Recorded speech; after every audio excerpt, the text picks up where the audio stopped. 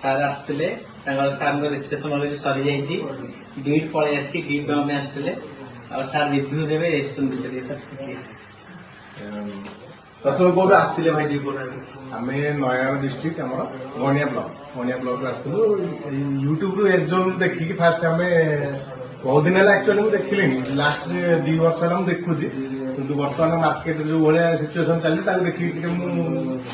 ପଛମତେ ଦଉଥିଲି କିନ୍ତୁ ଭାଇମାନଙ୍କ ସାଙ୍ଗରେ ତାପରେ ପରବର୍ତ୍ତୀ ମୁହୂର୍ତ୍ତରେ କଣ୍ଟାକ୍ଟ କରିକି ସେମାନେ ତ ଆମ ଗାଁ ଭାଇ ନୟାଗଡ଼ ଡିଷ୍ଟ୍ରିକ୍ଟର ଆମର ବି ନୟାଗଡ଼ ବିଶ୍ୱାସ ବଢିଲା ବିଶ୍ୱାସ ବଢିବା ସହିତ ତାଙ୍କ ସାଙ୍ଗରେ ଟଚ୍ଅପରେ ରହିଲି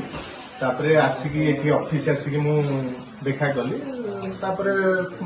ଡକୁମେଣ୍ଟ ନେଇକି ବି ତା ଉପରେ ବହୁତ ଫଲୋ କରିଛି ବହୁତ ଜାଗାରେ ମୁଁ ତାକୁ ଦେଖେଇଛି ଡକୁମେଣ୍ଟ ବି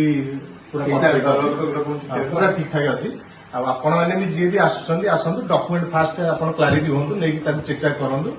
ତାପରେ ଆସିକି ଜାଗା ନିଅନ୍ତୁ ଜାଗାରେ କୌଣସି ଅସୁବିଧା ନାହିଁ ମୋର ବି ଇଭିନ୍ ଆସିଗଲାଣି ଡିଡ୍ ବି ଏଇଠି ବର୍ତ୍ତମାନ ମୁଁ ଆଜି ପାଇଗଲି ପଟ୍ଟା ବି ଅନଲାଇନ ଶୋ କରିଗଲାଣି ଆମର ବାଇ ପୋଷ୍ଟ ଟା ସବୁ ଠିକ ଅଛି ତ ତାହେଲେ ପୁରା ସକ୍ସେସଫୁଲ ଦିଦି ମ୍ୟାଡାମ କଣ କହିବେ କୁହନ୍ତୁ ମ୍ୟାଡାମ ଜାଗା କିଣି ଖୁସି ଅଛନ୍ତି ତ? ତମେ କଣ କହିବ ଜାଗା ଆକ୍ଚୁଆଲି କିଣା ହେଇଛି କାହା ପାଇଁ କିଣା ହେଇଛି ସେ ହସି ଦଉଛି ଠିକ ଅଛି thank you thank you thank you.